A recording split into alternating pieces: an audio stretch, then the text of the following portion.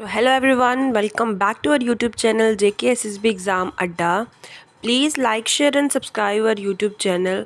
So guys, last lecture में मैंने आपको सारा environmental pollution, ozone layer and its depletion and lastly green house effect का सारा कुछ आपको करवा दिया था, ब्रीफ में आपको समझा दिया था. होपफुल आपने सारी जो वो थी सीरीज़ थी वो चेक कर ली होगी, उसको देख लिया होगा. सो आज मैं उसके ऊपर ही आपके लिए टॉप 50 MCQs लाई हूँ. पार्ट 1 है उसका. So let's start our today's MCQ series part 1. So our first question is contaminated water can be purified by removing contaminated water. जो गंदा वाटर होता है उसको प्योरीफाई करने के लिए हमें उसमें से क्या रिमूव करना पड़ता है जिसकी वजह से जो वाटर है वो साफ़ हो जाए. सो लगाइए इसका आंसर जो आपको लगता है कि होना चाहिए. So the correct option for this question is option number D, more than one of the above. ठीक है, ये सारी चीज़ें जो होती हैं वो यूज़ होती हैं क्या करने के लिए, वाटर को प्योरीफाई करने के लिए. ठीक है, वाटर कंटामिनेटेड वाटर को प्योरीफाई करने के लिए ये सब चीज़ें उसको रिमूव करने के लिए यूज़ होती हैं. ठीक है. So next one is what does waters high biological oxygen demand indicate. Water की हाई BOD इंडिकेट क्या करती है. तो सबसे पहले आपको ये चीज़ पता होनी चाहिए कि BOD क्या है.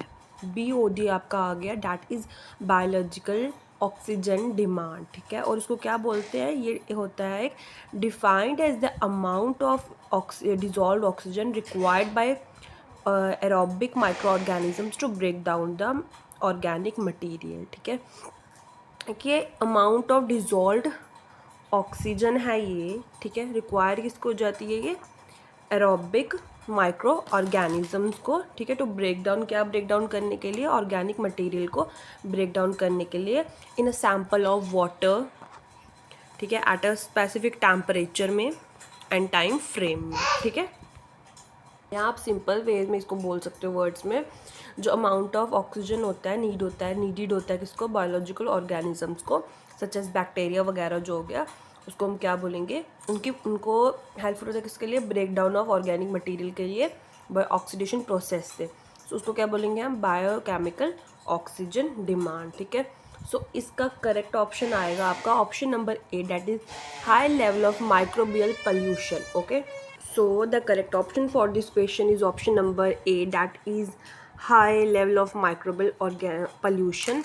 So third one is which of the following is not a greenhouse gas found naturally in the atmosphere. इनमें से कौन सी ऐसी ग्रीन हाउस गैस नहीं है जो नेचुरली एटमॉस्फेयर में फाउंड नहीं होती है. सबसे पहले तो आपको ये चीज़ पता होनी चाहिए ग्रीन हाउस गैस कौन सी होती है. ग्रीन हाउस गैसेज वो वाली गैसेज होती हैं जो एटमॉस्फेयर में होती हैं. ठीक है, जो हमारी सरफेस के टेम्परेचर को रेज करती हैं. और वो कौन कौन सी होती है ग्रीन हाउस गैसेज, होगी that is carbon dioxide.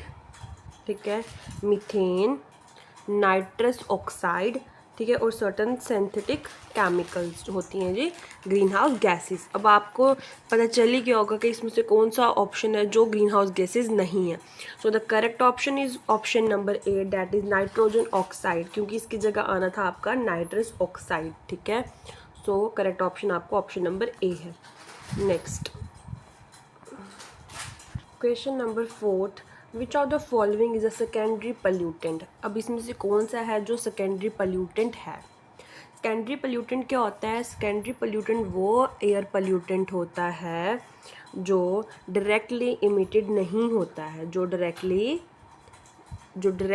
Emitted नहीं होता है, या आप कह लो कि जो सोर्स से नहीं बनता है. ठीक है, यहाँ पे कुछ अच्छी तरह से लिखा नहीं जा रहा है, वेट.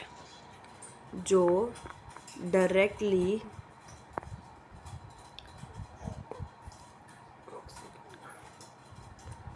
इमिट नहीं होता है उसको क्या बोलेंगे हम, उसको बोलेंगे हम दैट इज सेकेंडरी पल्यूटेंट. ठीक है, सो अब इसका क्या आंसर होगा आप मुझे बता दो. So the correct option for this question is option number B, smoke. क्या, स्मोक इसका करेक्ट ऑप्शन है. ठीक है, और स्मोक किससे बना होता है, स्मोक किसके कॉम्बिनेशन से बना होता है, that is smoke plus fog के कॉम्बिनेशन से क्या बना होता है? Smoke. Option number B. Okay. Question number 5, which pollution causes itai disease in human beings? कौन जो पोल्यूशन कॉज करती है, उस कॉज मतलब पोल्यूशन ने एक डिज़ीज़ कॉज की थी ह्यूमन बींग्स में, डैट इज़ इटाई डिजीज़। इनमें से कौन सा ऑप्शन करेक्ट है? कौन से पोल्यूशन की वजह से जो है? इसका आंसर देने से पहले आपको पता होना चाहिए कि itai disease itai disease first time कहाँ पे रिकॉग्नाइज हुई थी और कब हुई थी, ठीक है। सो इटाई डिज़ीज़ जो थी वो फर्स्ट टाइम जापान में रिकॉग्नाइज हुई थी एंड 1960s में हुई थी, ठीक है। कब हुई थी? 1960s में हुई थी। So the correct option is option number B, that is cadmium pollution. ये डिज़ीज़ कैडमियम पोल्यूशन की वजह से हुई थी, कैडमियम, ठीक है। Okay. So next question, which year did the Bhopal gas leak incident occur? ठीक है, कौन सी ईयर था जब भोपाल गैस जो हुई थी इंसिडेंट लीक हुई थी, ठीक है। सो लगाइए इसमें से आंसर कौन सा है। भोपाल गैस, अब आप मुझे ये चीज़ बताओ कि कौन सी डेट में हुई थी। That is on December 3rd, ठीक है, on December 3rd।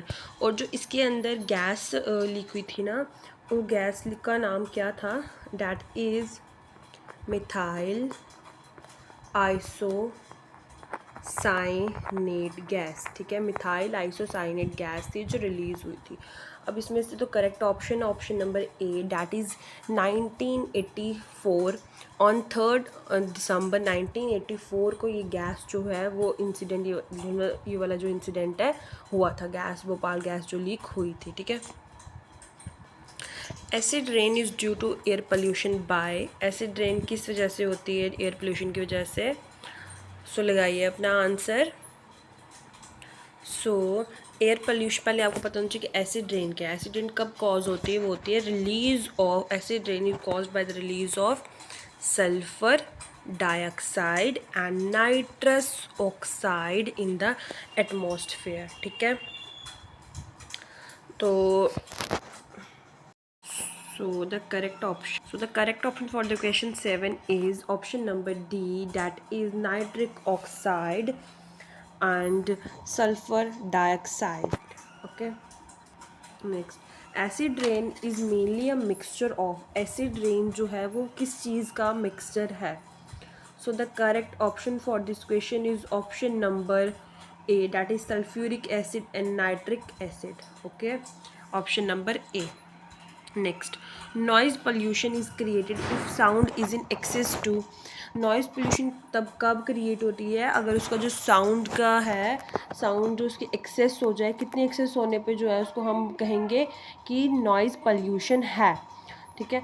So the correct option for this question is option number C, that is 80 to 99 dB।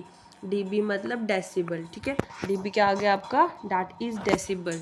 Next, which of the following groups correctly represent the green house gases. मैंने आपको green house gases के बारे में बता दिया था कि ऊपर कौन कौन सी हैं।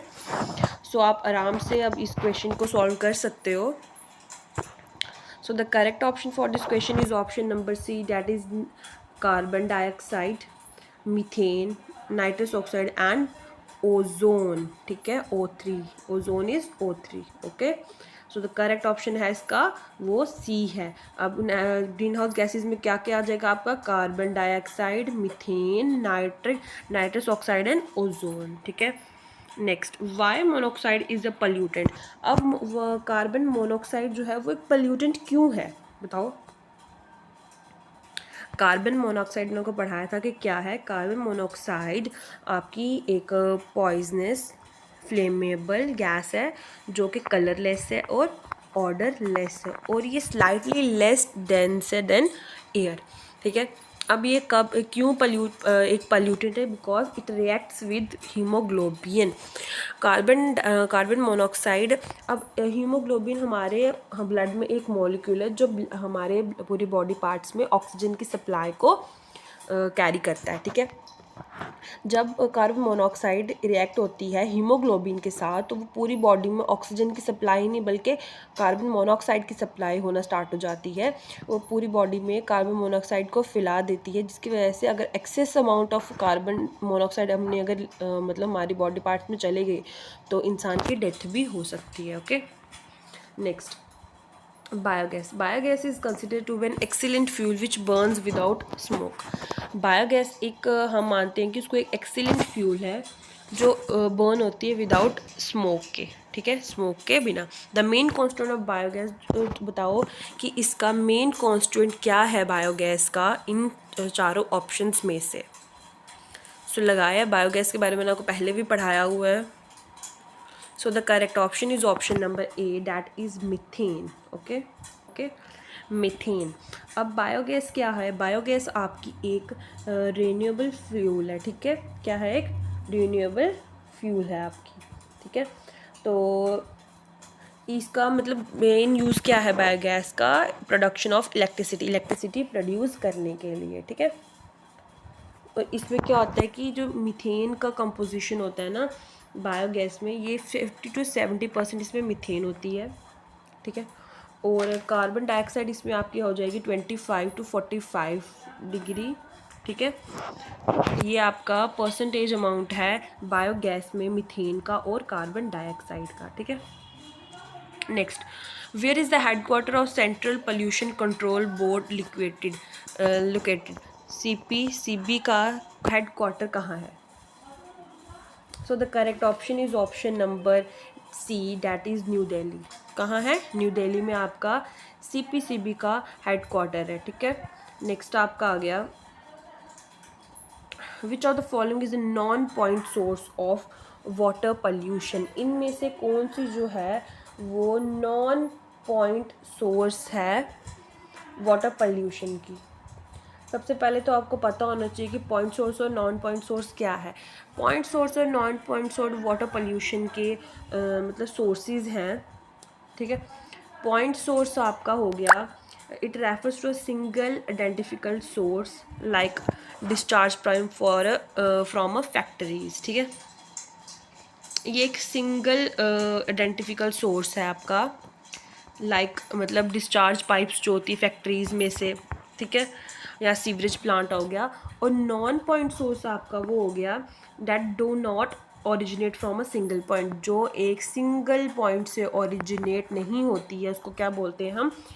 Point, non point source. Like मतलब एग्रीकल्चर रन ऑफ लगा लो आप, ठीक है, agriculture run of. So the correct option for this question is option number A, that is urban and सब अर्बन लैंड्स। क्या आ जाएगा इसका आपका? that is urban and suburban lands. Okay, so next question number 15, identify a way to reduce the pollution caused due to burning of fossil fuel।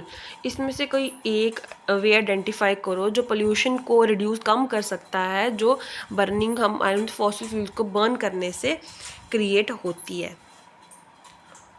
लगाओ answer. So the correct option is option number B, that is by increasing the efficiency of combustion process, ठीक है। जो हम combustion के process की efficiency को increase कर देंगे वो एक वे है reduce करने का pollution जो cause होता है किससे? burning of fossil fuel से।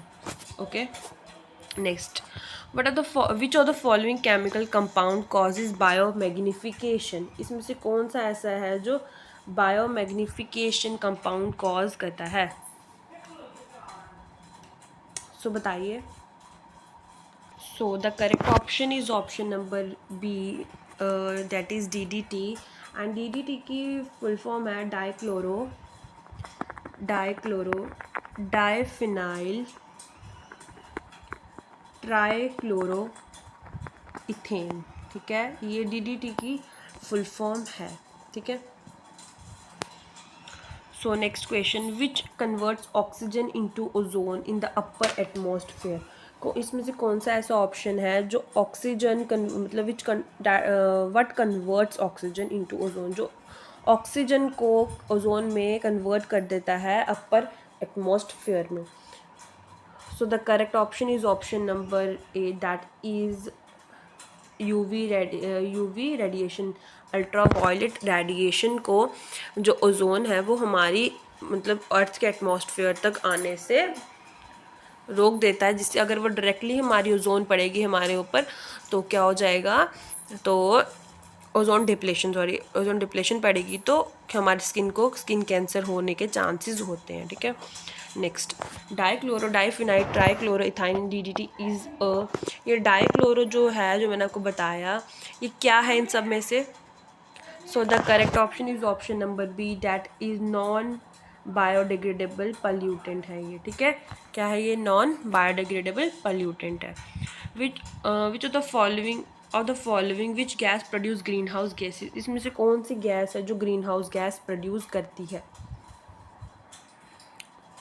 So the correct option is option number A, that is CO2 carbon dioxide. ठीक है, विच of the following is non biodegradable item, बताइए इसमें से कौन सी जो है वो बायोडिग्रेडेबल आइटम है?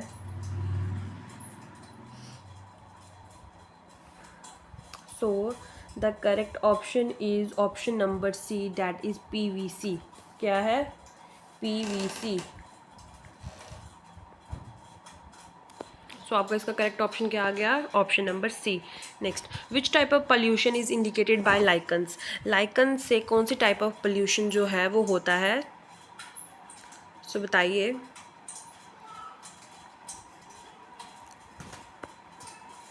अब देखो ना, जो लाइकन्स है, ठीक है, लाइकन्स एक सिम्बियोटिक एसोसिएशन होती है, किसमें? फंगी में एंड एल्गी में। ठीक है, okay. So the organism interact with each other for food and shelter, जो ऑर्गेनिज्म होते हैं इंटरेक्ट करते हैं एक दूसरे के साथ, किस चीज़ के लिए? फूड एंड शेल्टर के लिए। ठीक है, सो इसका करेक्ट ऑप्शन क्या हो सकता है? So the correct option is option number B, that is air. ठीक है, कहाँ पे होती है ये? एयर में होती है। Okay, next, ozone hole refers to, ozone hole किस चीज़ के लिए रेफर होता है? So the correct option is option number, wait, option number C, that is decrease in the thickness of ozone layer in the stratosphere. ठीक है, next, excessive use of which of the following fertilizers may be responsible for the presence of a toxic substance in ground water, किस चीज़ की access use करने से जो fertiliser, इसमें से कौन सा ऐसा फर्टिलाइज़र जो एक्सेस यूज़ करने से टॉक्सिक सबस्टांस हो जाता है ग्राउंड वाटर में, presence of a toxic substance in ground water? So the correct option is option number A, that is nitrogen. That is nitrogen. ये ABCD है, कहीं कहीं मिस्टेक हो गई है। Okay, next, which of the following is called a secondary air pollutant, मैंने आपको secondary air pollutant के बारे में तो आपको बता दिया था मैंने, है ना? सो आप इसमें से बताइए मुझे कौन सा इसमें से सेकेंडरी एयर पोल्यूटेंट है? So the correct option is option number B, that is ozone, O3। ठीक है, ओजोन आपका सेकेंडरी पोल्यूटेंट है, जैसे मैंने आपको पहले बताया था, मीथेन वगैरह। ठीक है, next, which of the following particles is called the particulate pollutant, इसमें से कौन सा पार्टिकल है जो उसको हम पार्टिकुलेट पोल्यूटेंट बोलते हैं? बताओ। अब आपका पार्टिकुलेट पोल्यूटेंट का क्या मतलब हो गया? पार्टिकुलेट पोल्यूटेंट आपका, एक सेकेंड, हो गया जो मिक्सचर होता है किसका? Solid particles and liquid droplets, जो कहाँ पाए जाते हैं? फाउंड इन एयर में। ठीक है, सम पार्टिकल्स आपका अगर डस्ट हो गए, डर्ट हो गया, सॉल्ट, स्मोक, ये इट। ठीक है, इस तरह के। So the correct option is option number C, that is fly ash. ठीक है, फ्लाई ऐश आपका इसका पार्टिकुलेट पोल्यूटेंट है, एक पार्टिकल है उसका। ठीक है, next, which of the following agent is responsible for turning the Taj Mahal yellow, इसमें से कौन सा ऐसा एजेंट है जो रिस्पॉन्सिबल है ताजमहल को येलो जब वो हो रहा है उस चीज़ के लिए? So the correct option is option number C, that is carbon dioxide, sorry sulphur dioxide. क्या? सल्फर डाइऑक्साइड की वजह से जो ताजमहल है वो येलो हो रहा है। Okay, next, the major photochemical smog is इसमें से बताइए मेजर फोटोकेमिकल स्मॉग कौन सा है, लगाइए अपना option.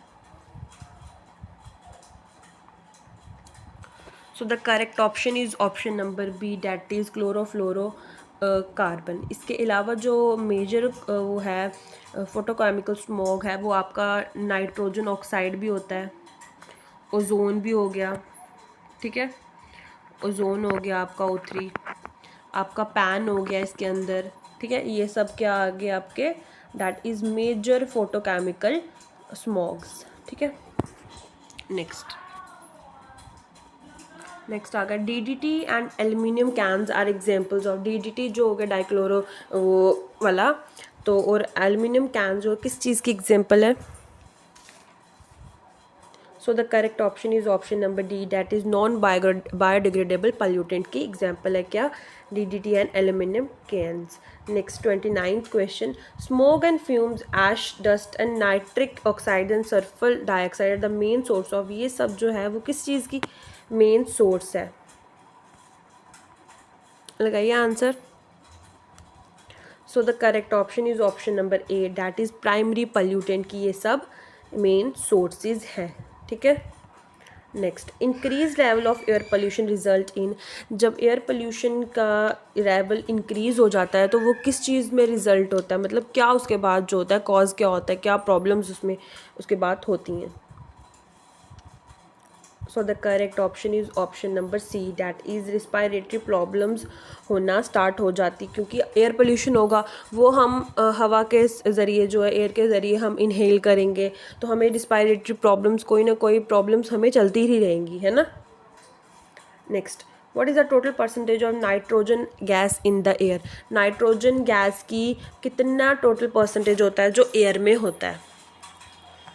So the correct option is option number C, that is 78% जो होता है वो नाइट्रोजन गैस है, होती है एयर में, कितनी 78%, okay. Next, which of the following rivers is called the world's most polluted river, इनमें से कौन सी ऐसी रिवर है जो वर्ल्ड की बहुत ज़्यादा गंदी पॉल्यूटेड रिवर मानी गई है। So the correct option is option number A, that is Ganga river, ठीक है, कौन सी river, Ganga river. Which of the following, एक सेकेंड, ये इसलिए वर्ल्ड मोस्ट पोल्यूटेड रिवर है बिकॉज इसमें बहुत ज़्यादा वाटर पोल्यूट हो चुका है इसका, इसलिए हम उसको क्या बोलेंगे, गंगा रिवर को most polluted river, okay. Next, which of the following are the primary cause of water pollution, इसमें से कौन सा प्राइमरी कॉज है वाटर पोल्यूशन का। So the correct option is option number C, that is human activities होती है primary cause है water pollution का, क्योंकि हम ही काम करते हैं फैक्ट्रीज़ वगैरह में, हम ही जो होते हैं वो गंद फैक्ट्रीज़ का, फ्यूम्स का, हॉस्पिटल्स का सारा गंद हम वाटर में डाल देते हैं, वाटर बॉडीज़ को पोल्यूट कर देते हैं कि, और इसका आंसर क्या होगा फिर, ह्यूमन एक्टिविटीज़ की वजह से वाटर पोल्यूट है और प्राइमरी कॉज है वाटर पोल्यूशन का, ठीक है। Next, which of the following technique is use for reducing the total dissolve solid TDS in the water, कौन सी टेक्निक है जो रिड्यूस करती है टोटल डिजॉल्व सॉलिड वाटर में।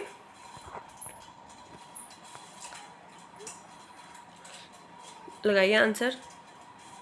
So the correct option is option number D, that is B and C, मतलब osmosis and distillation, ठीक है, ये दोनों प्रोसेस है TDS के लिए।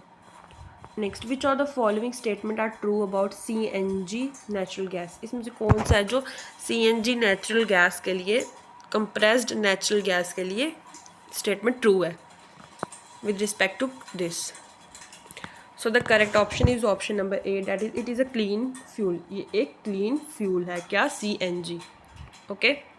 Next, which of the following salts is the main cause of permanent hardness of water, इसमें से कौन सा सॉल्ट है जो मेन कॉज है वाटर के परमानेंट हार्डनेस के लिए।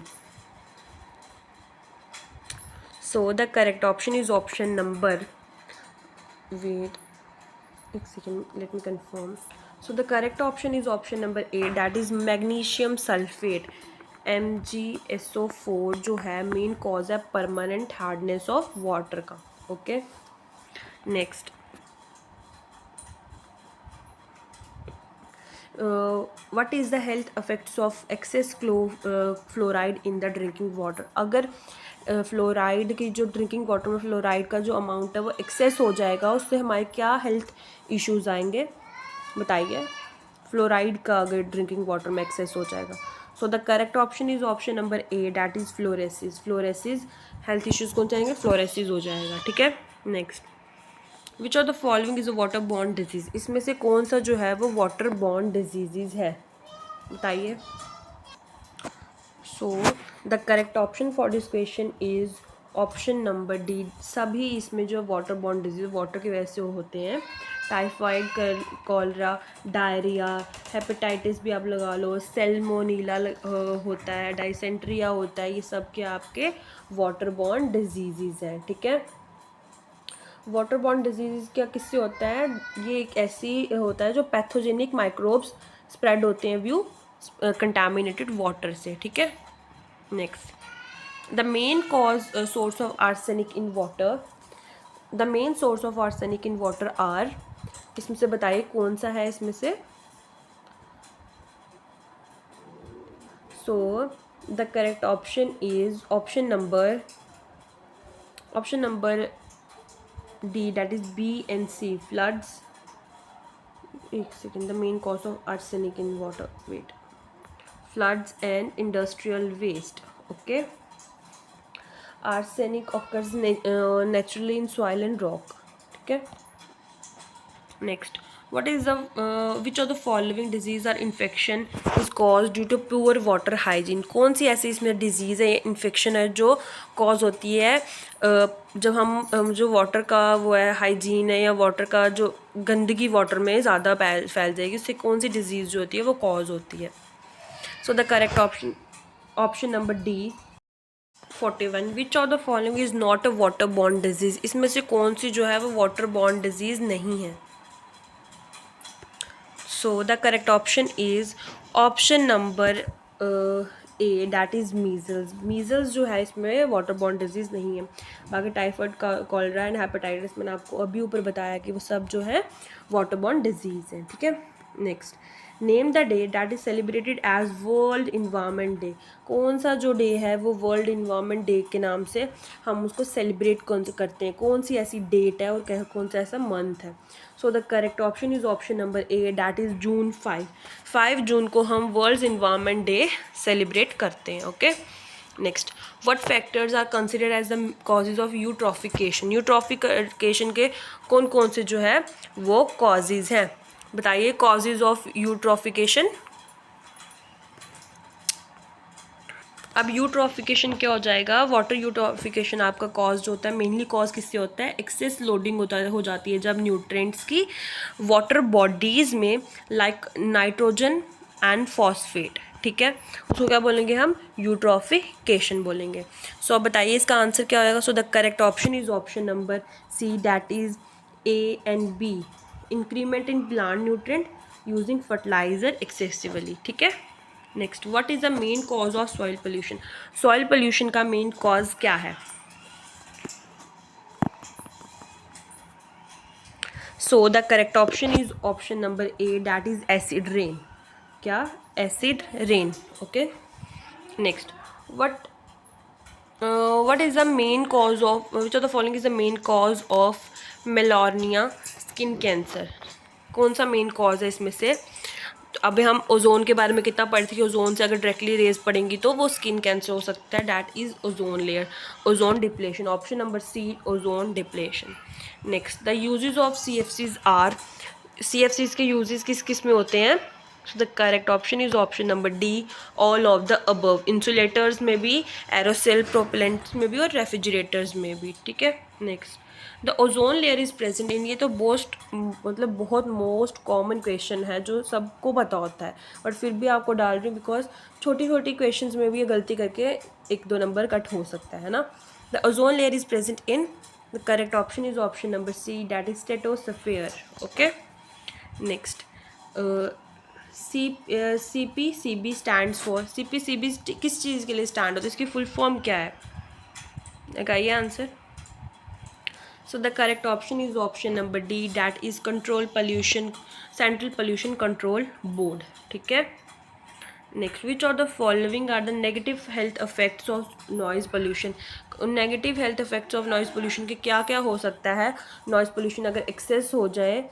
So the correct option is option number D, all of the above. Hypertension भी हो सकती है, हेयरिंग लॉस भी हो सकता है, एंड स्ट्रेस एंड हेडेक भी हो सकती है एक्सेस नॉइज़ से. ठीक है.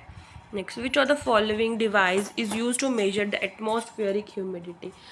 एटमॉस्फेरिक ह्यूमिडिटी को मेजर करने के लिए जो डिवाइस यूज़ होता है उस डिवाइस को हम क्या बोलते हैं.